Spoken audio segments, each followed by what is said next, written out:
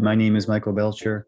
I'm a cinematographer, and one thing that I love about movies is the way that watching one can feel like traveling, like you're taking a trip to a foreign land or taking a trip inside someone's head, inside someone's psyche. You know, the way films can expose us to new people and new ideas, new places, new culture. And I found this to be particularly true for me when I watched this film, Khrustalyov, My Car, the 1998 film by Alexsei German. It is a journey into a certain perspective of Russian culture in the 1950s. I mean, this film is actually unbelievable to me. If you haven't seen it, I hope that you will. I don't know how they did it. I don't know how they made this thing, but I'm so thankful that they did. And all of its wild theatrics, and I can only assume hyperbole, I feel like it woke me up to some things. My brain and my heart expanded. I feel like they had to make room for what this film showed me is possible with the cinematic medium, and for what this film showed me may be true of the human experience. And I can thank my guest, Noemie Lafrance, for putting this film in front of me. A little bit about Noemie. She does a lot, so I've condensed this bio quite a bit. Noemie Lafrance is a French-Canadian choreographer, film director, conceptual artist, writer, and producer based now in Canada after many years in New York City. Noemie's work has been presented all over the world in many museums, galleries, festivals, including the Whitney Biennial and the Neuberger Museum of Art. But often her performances are staged in public spaces, such as across the curved roofs of a Frank Gehry building or inside the then abandoned McCarran Park pool in Brooklyn, as well as parking garages, stairwells, and a city criminal courthouse. Noemie is the recipient of a Bessie Award, and her works have been named the Best Performance of the Year in Time Out New York and the New York Times. She was commissioned by Cirque du Soleil to choreograph the opening ceremony of the Pan American Games in 2015.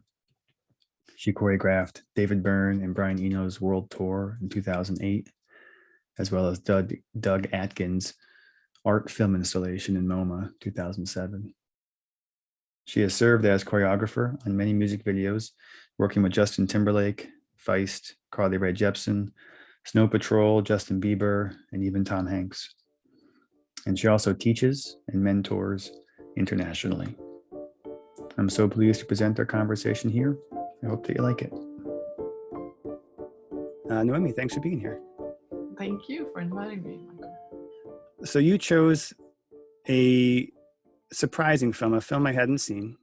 And I actually feel like before we even get into it, I want to get on the same page about what the film is and what happens in the film, because as an American watching it, you know, born in '84, watching it in 2020 or 2021,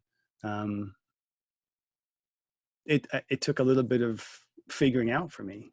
It wasn't immediately clear. So I'll just take a minute to talk about some things I read about it and get on the same page about the setting and the plot, and then maybe we'll go from there. Sure, yeah. No, I have the same questions in many ways. So the film was made in the mid to late 90s, came out in 1998. The setting is winter of 1953 in Moscow, during the time of the doctor's plot, quote unquote, this sort of plan that Stalin had to kind of round up Jewish doctors and kind of create a conspiracy that they were trying to murder Soviet leadership as a way of basically eradicating or killing off or sending to prison Jewish doctors. So that's the kind of setting. And then in the story of the plot is the main character is Yuri Galensky, a prominent army general, successful brain surgeon, and a Jew. He lives a life of prosperity and prominence in Moscow. And then early in the film, he becomes aware that he's being followed and that Stalin's secret police are looking at him as they're rounding up these high-profile Jewish doctors, which he is. So he tries to escape to the countryside. He's arrested. And then the secret police interrogate him. He's tortured. He's sent to jail. On his way to prison in Siberia, he is gang raped by other prisoners inside the transport van. And then as soon as he arrives at prison, he is then sent back to Moscow by the head of the secret police to save the life of Joseph Stalin, who was very sick. And apparently this is based on a doctor who was rounded up in the doctor's plot and then actually released to try to take care of Stalin. So when Klensky, the main character, arrives at Stalin's country estate, he finds Stalin in the last moments of his life. Then when Stalin is pronounced dead, Klensky is somehow free and sent to return to his family in Moscow. He finds them living not in the opulence they had before, but in relative poverty. And Klensky leaves his family, abandons the city, hops on a train, seemingly to live out the rest of his life somewhere else. So that's the setting and the plot as I understand it. Is that making sense for you? Yeah, yeah, I think that's it. Yeah, I think that's the idea. In general, you know. Yeah, and I think what makes that not entirely obvious to me, and why I feel like I want to just like get on the same page about the happenings of the story, is because there's such a thick layer of style and culture and reference in the filmmaking language. You know, one of the quotes I have here from Senses of Cinema, article written by Greg Dolgopolov, hope I got that right, is that it's a fragmentary visual logic full of maddening detail, incongruous connections, and a hysterical tone. And Jay Hoberman for Film Comment writes that much of the film's dialogue would make sense only to a Russian of a certain age, and it's often untranslatable kind of collage of period slang and official slogans from politics and the bits of old party songs. So there's a lot of heavy references, a lot of like really culturally specific things in there. And then the last thing I want to say is that there's this quote from the director where he says, "We didn't really want to depict 1953. We wanted to show what Russians are like." Interesting. So yeah, with that in mind, take me back through your experience of discovering it in the 90s when it came out. I can just say this: I saw the film a long time ago. I saw the film the first time in the '90s at BAM, actually in Brooklyn, when they used to have these festivals that had interesting. And the film was at Cannes earlier than that, and then they did a new version recently, or a renewed version. I think it was in 2018 or something. So it might have come back out. I don't know, but I kept a memory of that film as something I had never seen before, and especially just the atmosphere of the smoke and the steam, and like these rooms just so filled with like so much like crazy things that I couldn't understand, that it remained in my memory as like just one of the best film I've ever seen because of all of that. Just all of those images. And so I later on tried to, like I was saying to you earlier, I tried to watch more of his films. But yeah, so it was it was in my memory, Right.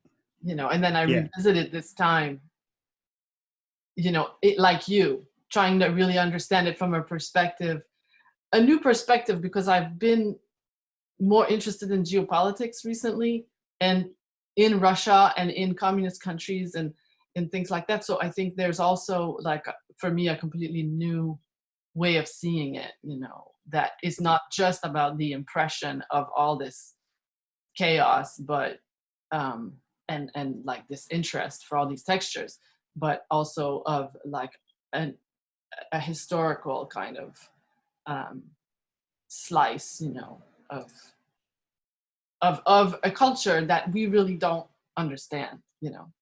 Totally. Yeah, I like I said earlier, I really don't think that I had a sense even of the plot when I saw it, because a friend brought me along, and I just saw the film, and I was just amazed with what I saw. But even at that time, I hadn't even developed so much as an artist. I was it was prior to making all the work that I've done, and so it was more me as a young woman, like in my early 20s, right?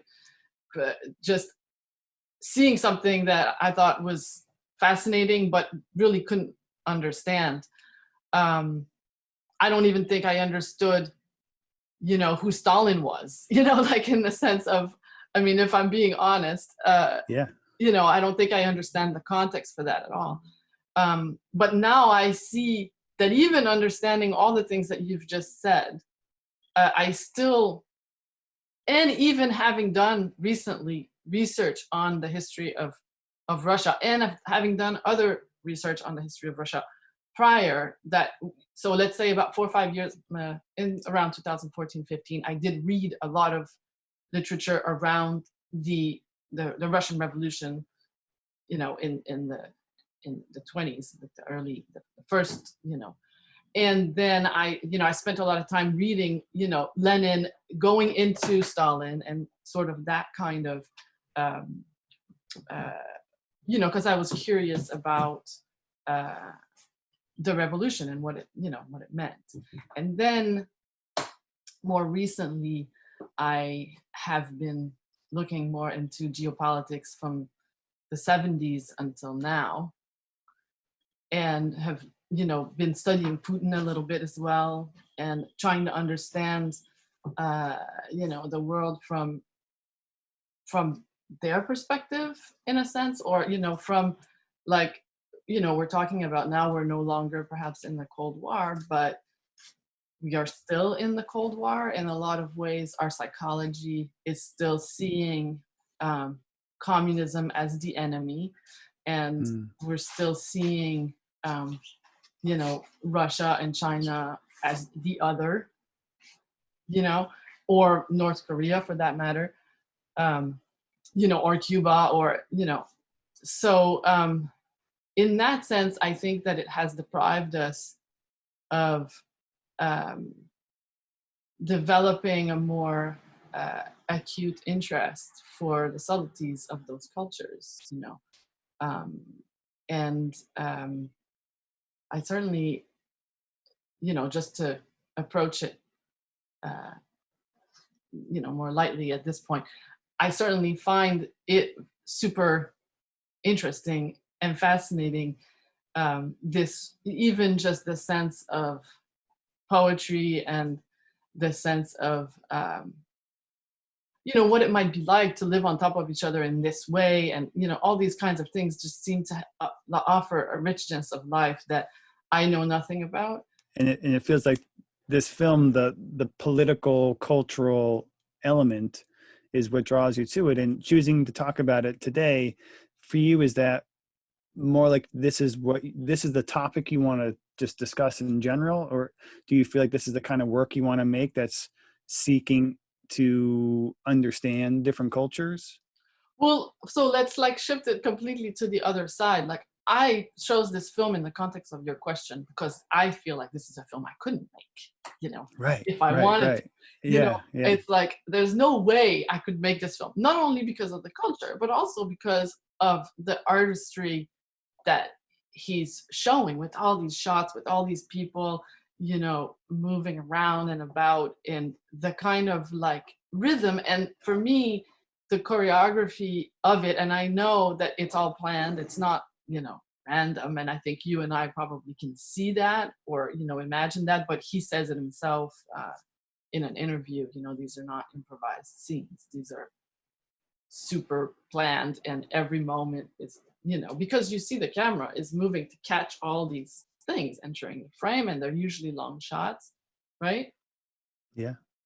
Yeah, those things don't, none of those things can happen without, I mean, it's possible, but I there's no know, way to but have you a know that two hour even, a 2 hour film that it creates and maintains this tone of of like rhythm. packed chaos and extreme detail, and just like, I mean, to say layers, doesn't even seem like it's enough. It's a layer. It's like a layer cake. You know, there's so you can't even count the layers of texture, character, prop, just general mise en scène is like, it's as rich as, it's like the most intense and dynamic and cluttered scene out of like a Fellini film or a Terry Gilliam film, but it never ends. Like he keeps that tone and maintains it. I can't even imagine the amount of exhaustion and detail that it might have taken to do that. And I wonder for you as a choreographer, you know, that must really speak to you. I mean, I wonder how you're feeling about the way he approached it, and if you feel like that's something that you would admire, if you feel like he would do it differently. Well, I mean, I probably would do it differently. And, you know, we've worked together, so you know a little bit that I'm also interested in long shots and that kind of thing. But, you know,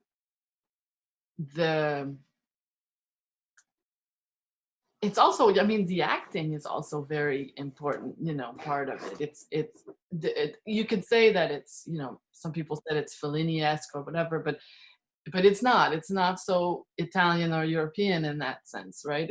I mean, it has something um, that's on another, like, I think partly for me, the intellectual Russian culture is very complex, you know, but it's also very existential, you know, so it has that sense of always asking these questions about God, asking these questions about you know, metaphysics, but also asking these questions about like these, especially, I mean, you think about a century, right, of like a people trying to come up with a new system and like fighting the beauty and the ills of that, you know, and being for it and being against it and trying to, you know, solve this constant turmoil, you know, of like, this is a disaster, right? And then at the same time, this is like, we're going to get there, you know, like there's that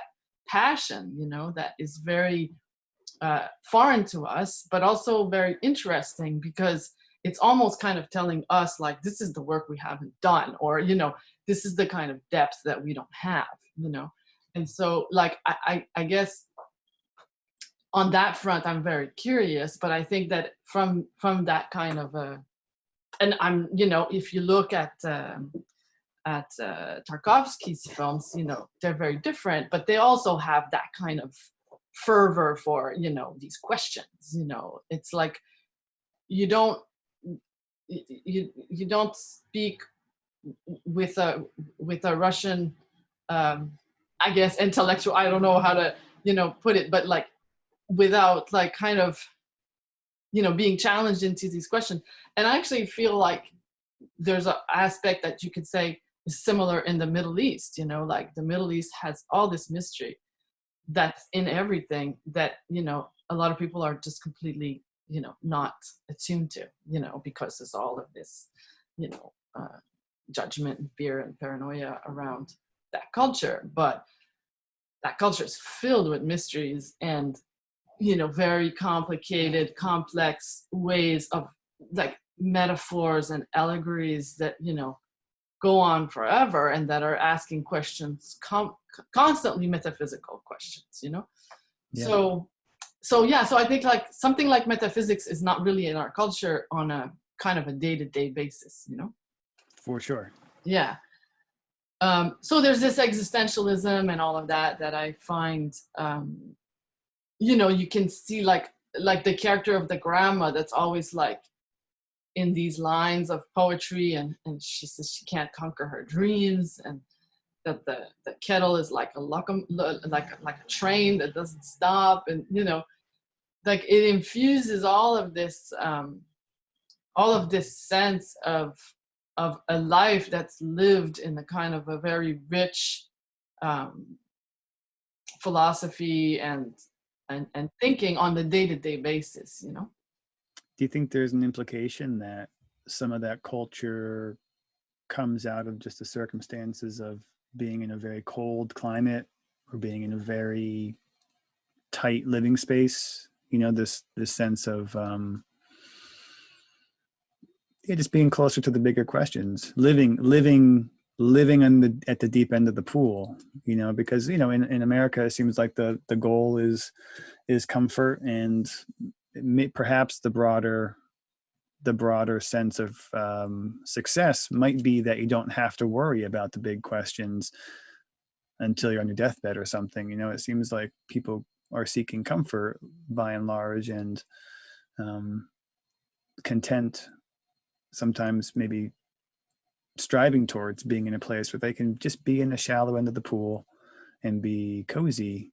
And I wonder if this film is talking a little bit about Russian culture, in the sense that in this setting, in this weather, in this space, with these people, inside this institutional structure, this is what happens? Or do you feel like there's some things, a deeper through line that goes beyond that setting? Well, I mean, I think that, you know, for first, like the context beyond weather, because we definitely have this weather here, is really, we never had a war. You know, American soil never had a war. Mm, There's a mm-hmm, safety, there's an opulence that never had a famine either.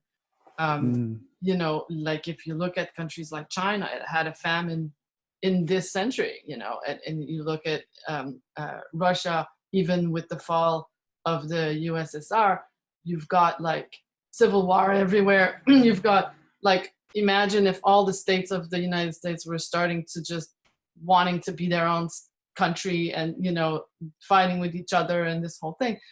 You know, you're in a like another world, right? I mean, civil war is intense, right? And so, you know, and there is some chaos that, you know, may be indicative of that, you know, just even this year, but not really, you know.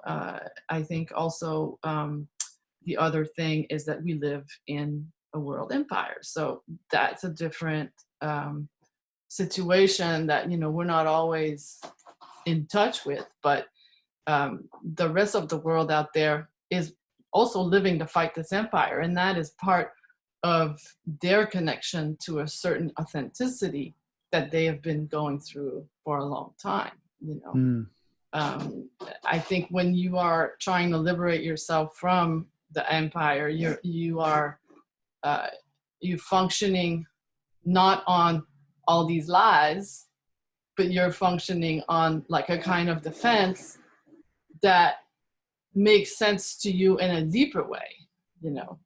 So mm, there's a depth to that, you know. mm, yeah. So, you know, maintaining a lie or maintaining these narratives is less profound, you know, than having to deal with like authentic liberation, you know.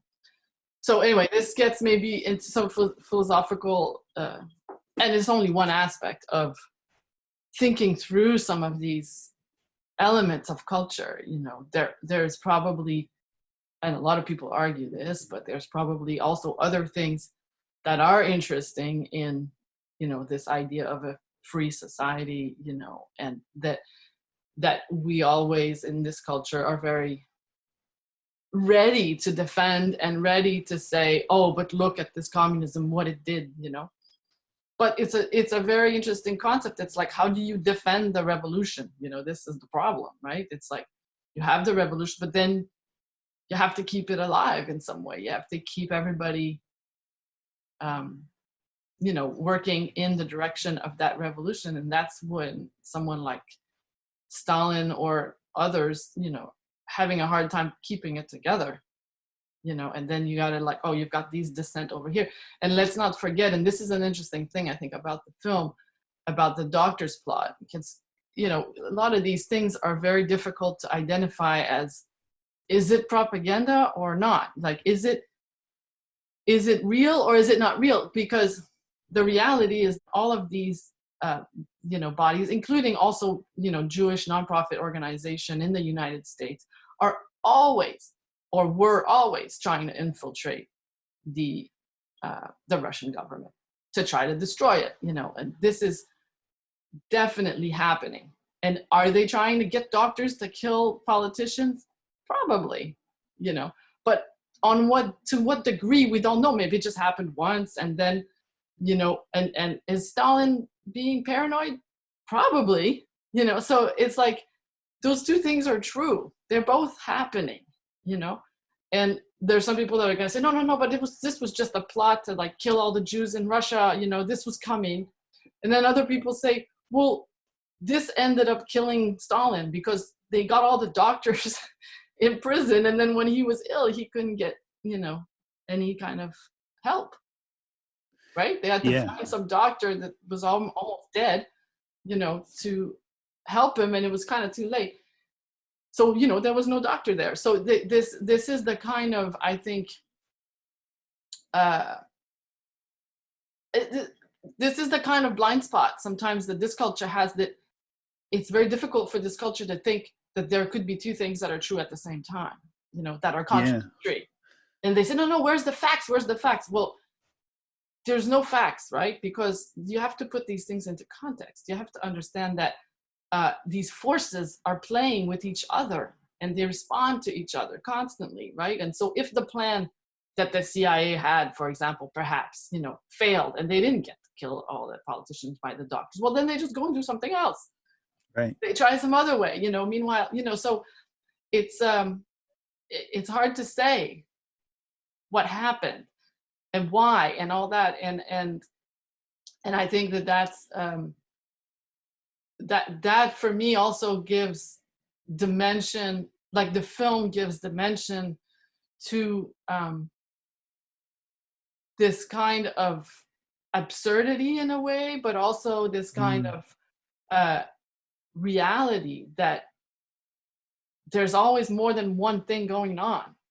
And Oh, th- that's beautiful. Yeah. and we don't know which one is the truth, and we have to keep asking ourselves, what do we actually want, you know? And at the same time, you see that the doctor, um, Klensky, you know, when he realizes Stalin, he starts to kiss him.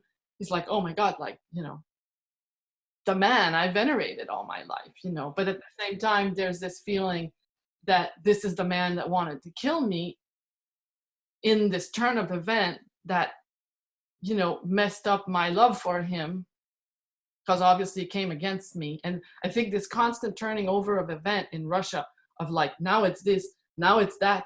And, you know, Mm. it's like, it's enough to make you crazy, right? Yeah, I totally appreciate that read on the film as kind of connecting the chaos and the mixing of information, the flip-flopping of various truths in the story and the scenes and the characters to, in a way, mirror yeah, some of the political happenings of the time. Yeah, I haven't quite gotten to that depth in my viewing of it, but I see what you're pointing to, and it's really interesting. And yeah, one of the things I love about you as a person and an artist is the way in which you will always, there's just no stopping the depth that you'll go to investigate something. And I think this film is one of those ones that gives you the opportunity to do that. Some art is made that just doesn't have a deep end. It's all shallow end content. This one has so much going on in it. I wonder if when you saw it, if it made an impression on you about the way you think about life or the way you think about the art you were on your way to making. It might have planted a seed. I mean, it's, you know, I think it's always nice to think that, as an artist, to think that, you know, oh, this is possible, you know. And I think when I saw this film, I saw the kind of explosive, like, richness of something that, you know, oh, somebody actually made that, you know. And so I can be grateful for that because it can give me something to look forward or up to, you know. And I don't think I've ever achieved that, you know, myself, like in the sense of uh, that's not who I am, not either as an artist. Probably this is not my offering, right?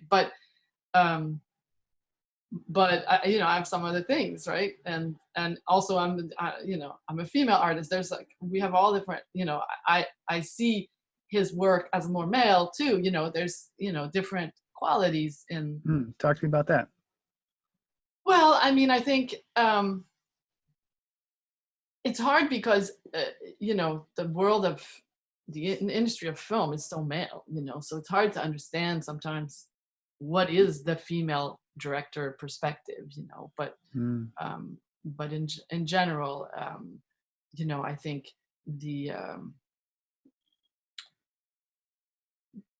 you know, I think it offers more of a male perspective on life in general, and I think that these are also kind of perhaps even male questions in regards to, you know, power and you know, all these questions of politics that were more male domain at the time, you know, and are still, I mean, obviously, but um, I don't know if I mean, I don't want to go too deep into this male female thing because it can get, you know, its own world, you know, but I do think that um, Yeah. that, yeah, so I mean, just to go back to what your question was, yeah, there aren't that many and even, you know, like I looked at, I mean, maybe we can put it in this context because I find that Tarkovsky is male as well. And I find that actually, because I watched Stalker just the other night also, just because I've been wanting to watch it because I'm curious about this Roadside Picnic book and this whole again Russian idea that there's like this weird world somewhere, you know, and like that whole imagination of like this capacity of like thinking of there's another world, you know, and we're gonna go in there. And but you know, throughout the whole film of Stalker, and the reason why I almost chose Solaris is also because of that kind of male female thing. Because for me, you know, I think Tarkovsky is always in the end looking for the female, you know, Mm. looking for his female counterpart, or looking to understand why he's so um, swallowed up by the female, you know, or he's trying to, um, he's struggling with the female, right?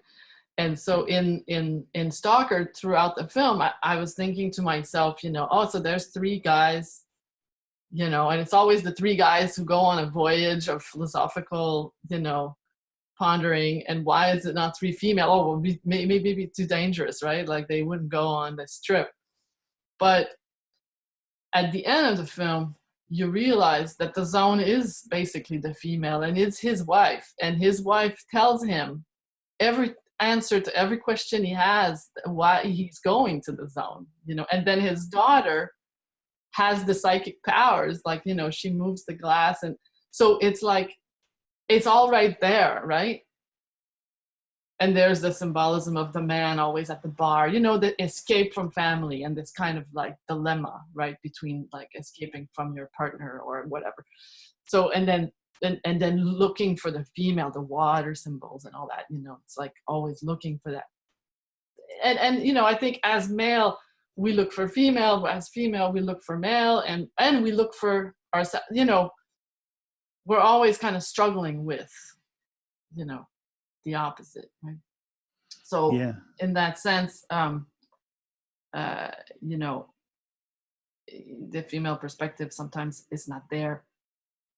Let's say this like this is the struggling with the female is what I see Tarkovsky doing, you know. Mm. um I'm not sure if that's what I see him doing, but you know, there is maybe he's struggling with the male, you know, in him, I mean, you know. Yeah, I mean, there certainly are all kinds of I mean, there's so much conflict kind of in every direction in this film, but certainly when he comes into contact with like the nurse who he has sort of a sexual encounter with, and then I'm not sure who the person is who he stays over with and I believe does not She have sex shows with. I up can't tell. earlier in the film too, if you notice. Yeah, she shows up. She's at the house at one point, and yeah, I'm not so sure the detail, but sounds like she's some kind of a mistress or someone who wanted to have sex with him or who never had sex before. We don't really know, you know, what it is. But I love the moment when he shows up at her apartment and he blows the fire. She's like, ah! And then he Yeah. put his finger in the fish, you know, saying like, he's like all of these, you know, obviously he was out there, he didn't have a fish, he didn't go to the store to get a fish, but that surrealism is not important, right? It's kind of more all of the symbolism of like using all these props, and also it's super theatrical, right? And he's a stage director by formation, you know, and I think you can see um, the theater, the almost circusy uh, aspect of it. It's like a kind of a circus family, you know. Yeah. And you see certain things like the when he does the Oh, the strongman upside stuff. down. Yeah, like Oh, there's a right. Yeah. there, you know, there's some elements like that, and then there's also these moments that are so interesting to me. Like they have there's this car. Well, okay, so I love the contrast between all the indoor scenes that are just crowded with people, and then these night scene with cars and snow. You know, Hmm. very like thematically very specific, right? You either have cars and snow, or you have smoke and steam inside a very crowded space, right? And it almost feels like you could just like I watched a film once without looking at the subtitle because I wanted to see the rhythm of it, because I just keep going like this and I can't Yeah. see the whole scene, you know, and see how it moves and what is coming in and all that. But that contrast, and then you have these moments like with the cars. There's this guy, these two guys fighting, but then all of a sudden there's another guy, and you're like, who is this guy? You know, and then the car leaves and there's someone behind the car. You're like, oh, who is this girl? Like, oh, she was there all along. Like there's this kind of constant, you know, or like the guy comes out of the car, he says, oh yeah, I was at a suicide. It was two people, you know, old people. It's like they loved each other so much, and like he's talking about like his job, you know, like I was just like, Yeah. There's a lot of seemingly random things layered in there, and it's interesting because I think, as you know, coming from my perspective, when I watch it, it's hard for me to know what is there to make meaning and what is there to maintain texture. And maybe those things can't be separated. I don't know.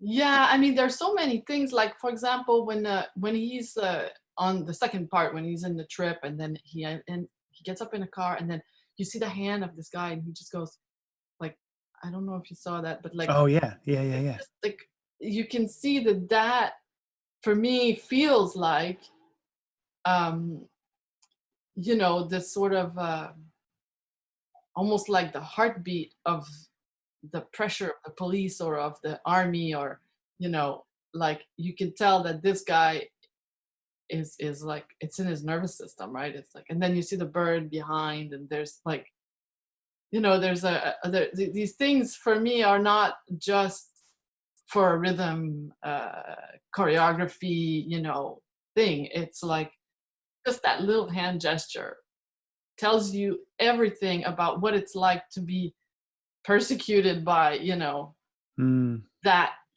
that style of police or of force, you know. Yeah, and that leads me to a question about about meaning making and just this medium of cinema. And I'm curious if you have an opinion about art making in general, even about just the best way to use it, or the intention you hope to see from art, or the best intention.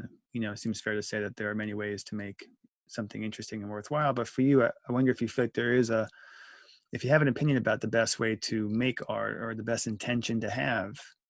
And if you have that kind of thing, I'm wondering how this film might fit into that framework. Well, let me just go back first. I just wanted to give you one more example. Like when he's talking with the woman, when he goes to that fancy dinner at one point, and then he has this Right. conversation with the woman, and there's a dog, and then they're kind of going back and forth, boom, boom, boom, and then boom, boom, boom, boom, boom, boom, and you're like, you know, are they just riffing with each other? But then I found out when I was researching that the three knocks, you know, is what is like when they come to get you. Mm, So, you know, they're riffing this whole thing and they're talking about it, right? I don't know exactly what, if she's warning him of it, or if he's like saying to her, I finally realized that I'm in trouble, you know, but they definitely are having right. a sort of an equal, you know, conversation about the reality of the situation. And so like all these little details, you know, and then even he put the glass, like maybe that's the door, you know, they come and get you, like, so I think, I mean, maybe to tie it into your next question, it's like, I think it comes from the process, right? So if what you're trying to tell is the story of all these things, of all these sensations, of all these atmospheres, of all these, you know, like what's the atmosphere of, you know, the like the Nazi, you know, police coming to get you, you know, what's the atmosphere of that, you know? Mm.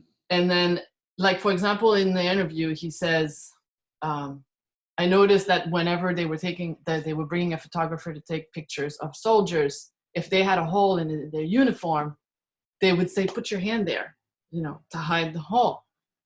And so it's always like, you know, this idea of not showing the pain, not showing the failure, not showing, you know, just, you know, in the picture, everything should look perfect.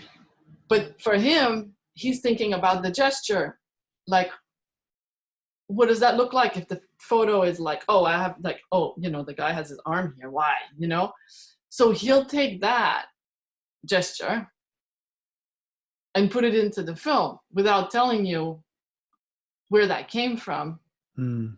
But all of these things add up to make the feeling of what it's like to be, you know, sought by this, you know, this force and this energy and what it's like, you know? So I think there's a lot of ways to think about those things. Like, you know, there's a lot of films made about Nazi Germany and you know, and concentration camps and all that. And you can think about it as just terrible and fear and, but it's when you get into these details of like that hand doing that, you know, like a nervous system, heartbeat of this kind of regiment, you know, that I think you get to the core of that sensorially, you know, and to that kind of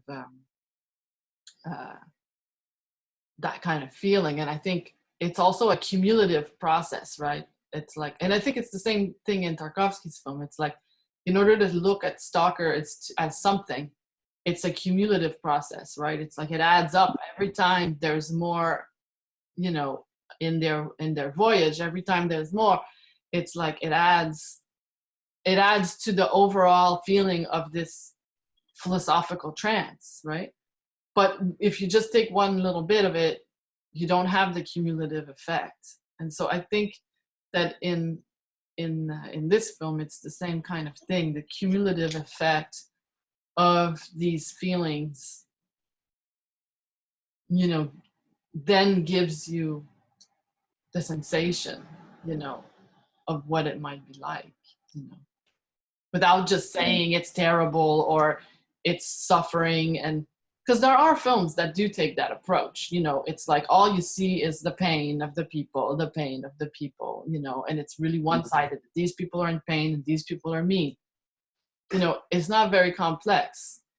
It's kind of, it depends. So I think, to the answer to your question, it depends how you go at it. And I think he's interested in a very theatrical way, in props, in acting, in space, in movement, you know? So he uses all these things that he's observed in different places to, you know, to kind of tickle you, you know? Mm. Um, Yeah. and again, like you said, the reference, if you don't have them, it's more difficult, and we don't, you know, like even this thing I told you about, boom, boom, boom. So we don't have that reference necessarily. And I so happen to just kind of read it somewhere that the three knocks was like, you know, a symbol of they're coming to get you. So like, I'm imagining that I'm missing like 4/5 of it, you know, like Yeah. Yeah. there's a lot more that I am not getting. But I'm letting it affect me in that sense that I'm talking about too, like just like what it must have been like, or what it must have been like to be um in that constant. I mean, there's other things like I remember reading, I was reading Serge, what's his name? When I don't remember things, but he's a Russian writer from the time of the revolution, and we were reading him with a group at one point when I was studying Russia a little bit, and his whole literature style is really to describe what happened when basically they took over the government palace and houses, and that basically this whole thing was in complete chaos. There was, and it was like kind of occupying the government building with a bunch of people didn't know what the hell is going on or what they were doing, and it was the revolution, they had arrived. There was this kind of feeling, but at the same time it felt like totally out of place, like where are we? Right. This is just confusing. And he's describing the atmosphere of the furniture, of the open cabinets and the files and the things, and so in a way through that literature you can really get a feeling, not for the explanation of what the revolution means, but for the sensation that occurred, for the people who were there, and what it feels like. Yeah. Yeah. I mean, it feels, I love what you're saying there. And I totally agree. It does feel like one of the great services this film does for the world is give us a sense of what these experiences are like and what it's like to be in these spaces or in this culture at this time. And yeah, the more time I sit with it, the more I feel really grateful for the non-watered down nature of it. Like he's not trying to communicate to an American audience. He's trying No. to just kind of be truthful and try to get at something very real through, and it's hard for me to know how much of the gestural quality or theatrical choices, how literal or figurative those things may be. It's a good question, but this totally feels like I got to visit a new country, Hmm. and Yeah. during a time like this where I'm kind of in quarantine during COVID, it feels like quite a gift to go into a new strange place with a very distinct and to me quite alien perspective. Um, so I feel like this film is giving us all those things in a way that it allows us to wake up a little bit as viewers and let our brains just like make a little bit more space, or maybe it's our heart or our soul just expand a little bit and make room for this possibility, life like this, circumstances like this. Yeah, and I think it's like at the same time it may be easy for some people to dismiss it as just chaos and just nonsense, but Right. you know um even then I think you can still appreciate it, because you can appreciate the cinematography and the movement and the kind of decadence of it all, and all that. There's also an element, I think it's very raw, like the rape scene and certain things that you see, it's not, you see the kids fighting, and there's a kind of there's violence, there's a kind of rawness to life. Like I came across this documentary that claims that communist women had more sex and better sex than the capitalist women, particularly when they put it in Germany between the East and the West. And I thought that was kind of funny because, it's like you have to ask yourself why, and they have all kinds of explanations. But, I think there's less of this kind of, role playing, and this sort of the Christianity that's very, prude and all of that, female role. Like there's something more raw, about this sort of um, reality of life and of violence and of sexuality. And so that's also something. um, I mean, I'm not sure if I'm explaining it well enough, but it's an element, I think, that of unfamiliarity that's also um, present, and it's not trying to not show it, as The film seems it has zero fear to show you anything, and there's something about being in that space where just like I'm watching a film where nothing feels impossible. Like I could see anything on the planet could show up in front of me right now. right. There's something about that that really puts you in a space as a viewer where you feel quite alive because nothing feels safe, right? Safety seems to be this thing that will close down. I think that it's probably intentional from him in that story that it doesn't feel safe, but yet people still live. And I think that they also spend time and energy trying to entertain each other. Like there's a kind of way of life that that's like, you could say all hell's loose or whatever, like, or like it's more extreme in the kind of existentialism that maybe we're not accustomed to, but it's also this thing of like, you know, like we're entertaining each other. Like I'm not gonna just say, go get this thing. I'm gonna say it some other way. And this is for me is very fun. Like it's very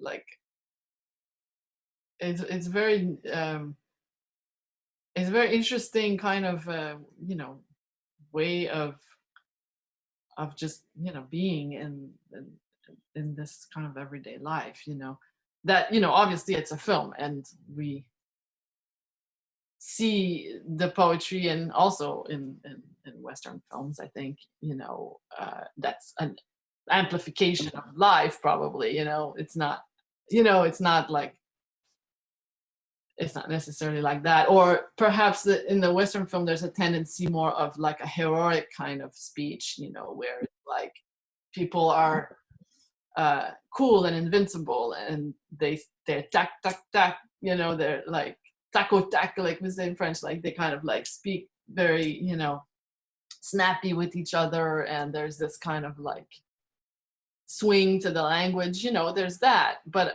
it doesn't have as much absurd, existentialist, chaotic manifestation, I think, than what we see in that culture. And those qualities of absurdity and existentialism might just be more truthful to the human experience in some sense, because Well, there's right. this, I mean, this if play acting quality yeah, that can pull us away from the truth. yeah. I mean, I don't want to necessarily just judge it what's better, but I just think that it might go to show you that going through a lot of painful and challenging and unclear experiences might actually give you more richness to your life than this really organized and predictable and planned and safe situation. So who are we to judge, um, which in the end is richer? I mean, they say that often, and I guess in religious ideology, but also just kind of a moral ideology, that it's not like maybe the poor have a richer life inside. It's this is not, like it's not new and or uncommon to be able to see that, but I think in this case it's more complex than poverty, but it's a like we said, an accumulation of all kinds of situation and reality that um, and each culture, I guess, have their they have their wonderful experiences to to offer, as well as their suffering and stupidity too, and dilemma. And Yeah, I appreciate the point and the perspective of it. And the next question I have for you is about leadership. Um, and I don't think I'm more interested in this question about you and your approach to it. But I ask it because when I watch this film, I feel just totally aware of the fact that this director had organized so many things, so many details, so many props, so many ideas, and to sort of manage those things and to bring them to the screen in a sense of with real consistency throughout multiple films I've seen. I'm I just think about I'm so curious about what life was like for him during filmmaking, what it was like to work with him or for I know, him. I'm curious too, and I wish I could see it, but I can't find anything of like, Yeah, no behind the scenes. yeah. But it makes me think of you because of the directors I've worked with. I feel like you have a particularly just solid stance in that leadership role as a director or choreographer on set.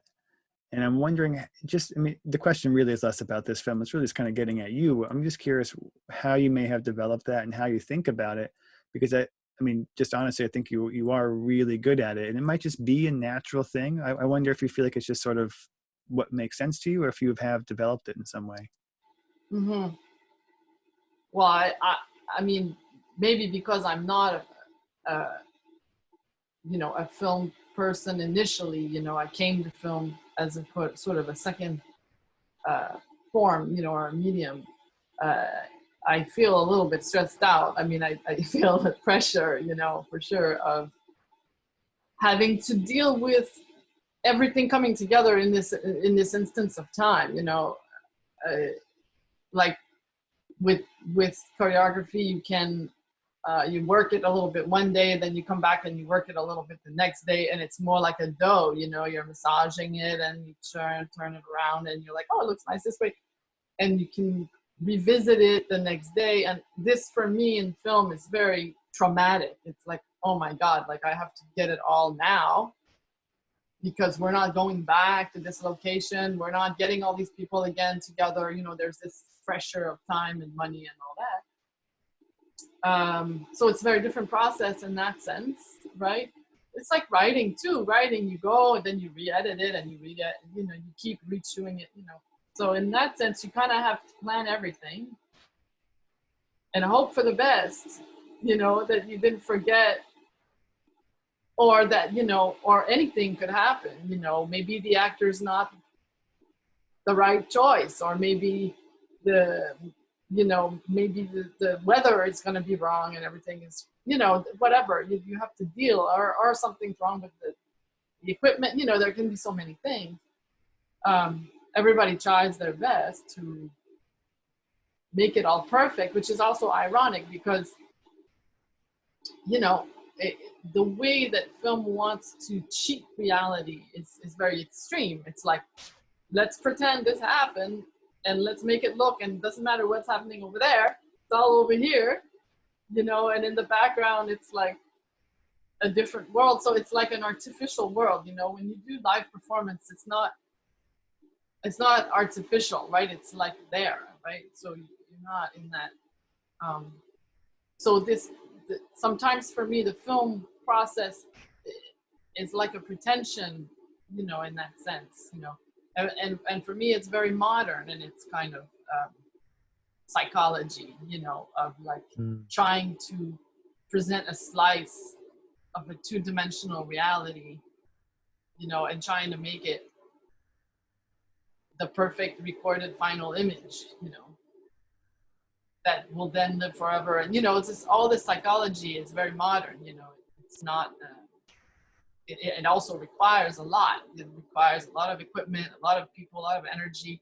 It's complex, right, to make these films. Yet what you end up with is this very kind of seemingly simple thing, you know.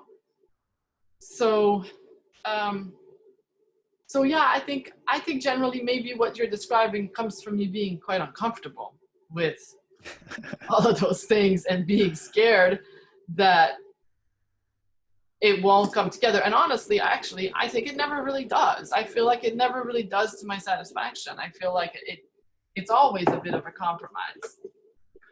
Mm. Yeah, thanks for your thoughts on the directing experience.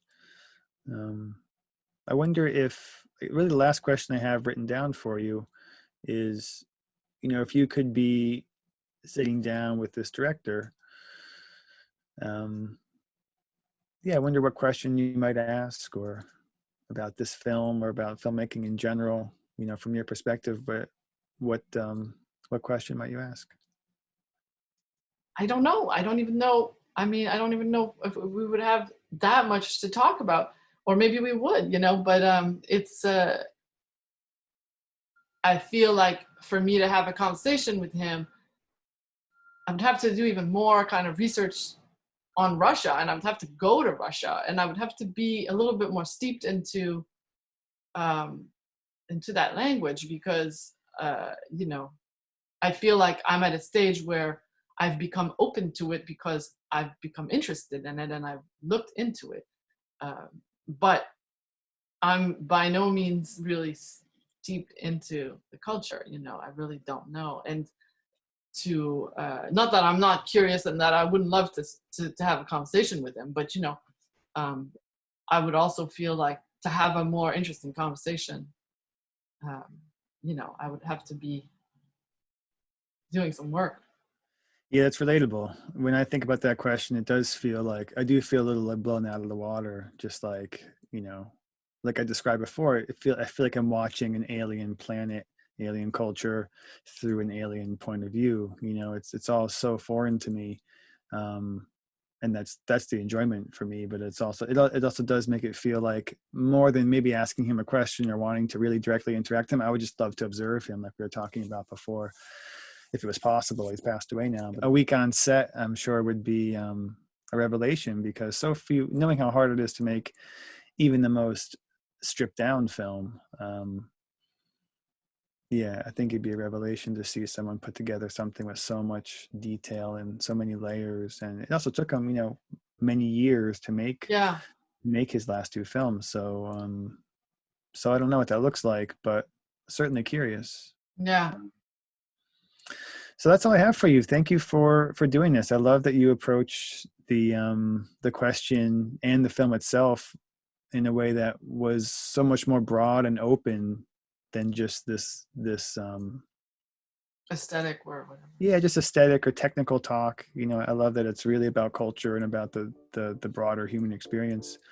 Um, One of the things I love about you, and one of the things that I think makes you a great artist, and I'm excited to see you make some more work.